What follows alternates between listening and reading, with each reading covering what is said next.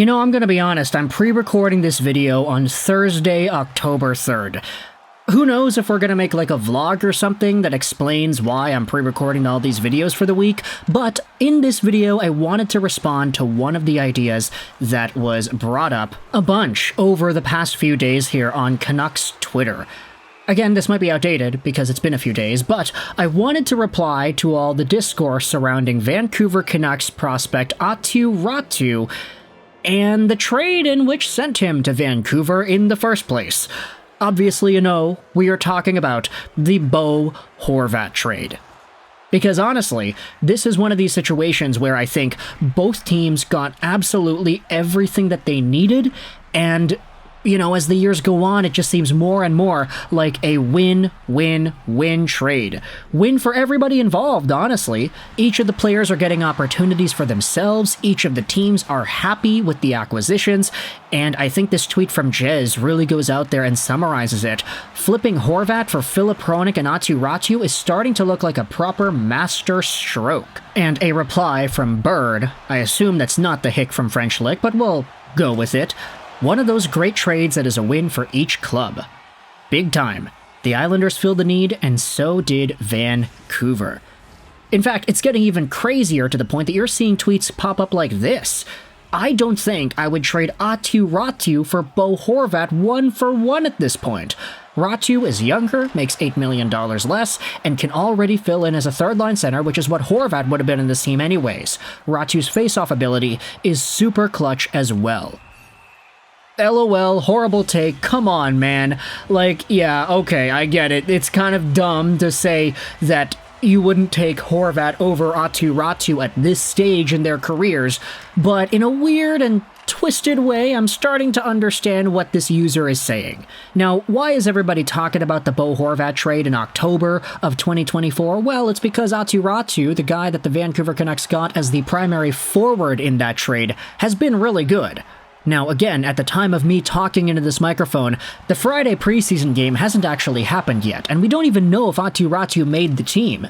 But he has been one of these guys that's been so good that if anybody gets injured, if there's any extended looks that are needed to be given out to Abbotsford dudes throughout the year, you can bet your behind that Aatu Raty is going to be in that spot, and he might not even be placed on the fourth line. He might just automatically be the third line center. Teddy Bluger, hello, having Pettersson, Miller, and Aatu Raty is legitimately fine, honestly. Raty has been so good, so quick-minded and quick-footed. He makes great reads, he makes good plays, and he scores goals.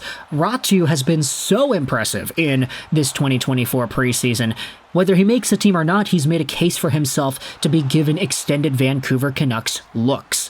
And that is awesome considering the fact that he was a first overall caliber prospect in most people's eyes a year or two before he was drafted in the second round.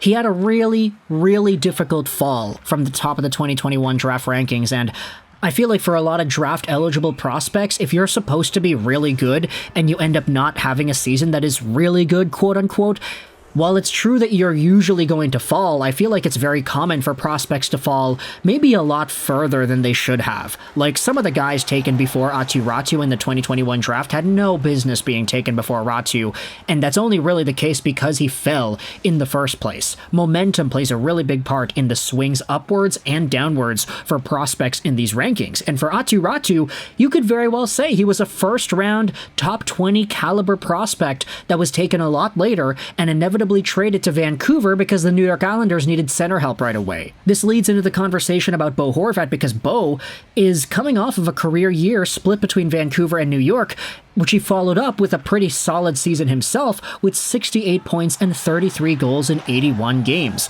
That season that he had last year with the Islanders was better than any other isolated Vancouver Canucks year he had, with the exception of the 22-23 season that he had where he was over a point per game. Now, unfortunately, Bo's production really trailed off in the second half of the year after getting traded to New York, but the year after, he bounced back, he's starting to score goals again, he's in that power play spot. He's been more of that north-south sniper with great hands and defensive ability that plays the bumper really well and who can just get things done. He puts himself in the right spots. He makes nice plays. While Bo Horvat may not be as good as an Elias Pettersson or a JT Miller, he is still great. And sometimes great is all you need for a team like the New York Islanders that is bolstered up around the wings and with its defensive structure, etc., etc. They don't necessarily need a guy who can score 100 points on the year to be successful. Long gone are the days of John Tavares, after all. Meanwhile, you talk about what else the Vancouver Canucks got in the Bo Horvat trade. They got the pick that they flipped to Detroit in order to get Filip Hronek. And sure, I get it, there was always going to be some contention because Hronek needed a deal, he was an RFA, and the second half of the season he had last year was a lot worse than the first half. There was a point where Hronek was like one of the top scoring defensemen in the league, and he was on pace for like 70, 75 points. He ended off the season last year with only 48, so a big decline in the first half of the season to the second half, but he has been a good offensive guy, he can take good shots, he moves well in the O-zone, and if he pairs up with Quinn Hughes once more, who knows how many points he's going to be able to get as long as he stays consistent. The fact that the Vancouver Canucks got both of these guys, Raty and Hronek, from that one Horvat trade is awesome, and I think the perspective of rather having Raty than Horvat in 2024 is valid as long as you contextualize everything.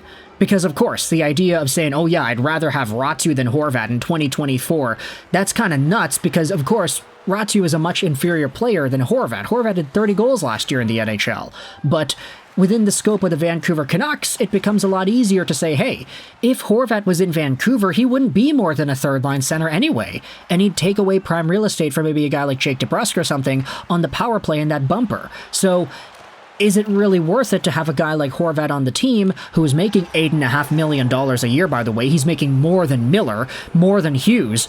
Is it worth it to have that guy on the squad, or Aatu Raty, who isn't as good as Horvat, but who would play the same role in maybe the same amount of effectiveness? It wouldn't necessarily be overkill, and you wouldn't have a guy like Horvat who is kind of upset playing third-line minutes behind Petey and Miller because he's making so much money and he's scored 30 goals in the past. Bo is in Long Island, where he is the first-line center, and he's got no qualms about being that. He's playing with Barzal, he's playing with all the top guys in New York, and heading into the 24-25 season, one can only hope that Matthew Barzal is actually able to best his career high that he had set in the rookie season he had.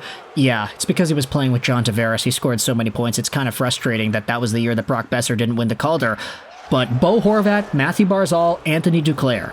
Having Duclair as a winger, going to be super solid for Bo. I honestly do think he's got the potential for 45 or 50 assists this year and 30 goals on top of that to boot. He's got the potential to be a point-per-game guy, especially in this role.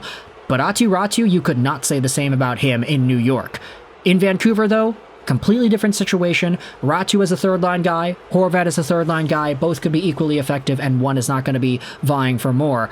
Not to mention Filip Hronek. Honestly, this is a great, great trade for both parties involved, and the discourse surrounding Aatu Raty in the preseason has really ignited those conversations once more. I know we've made this video a few times over the past year and a bit.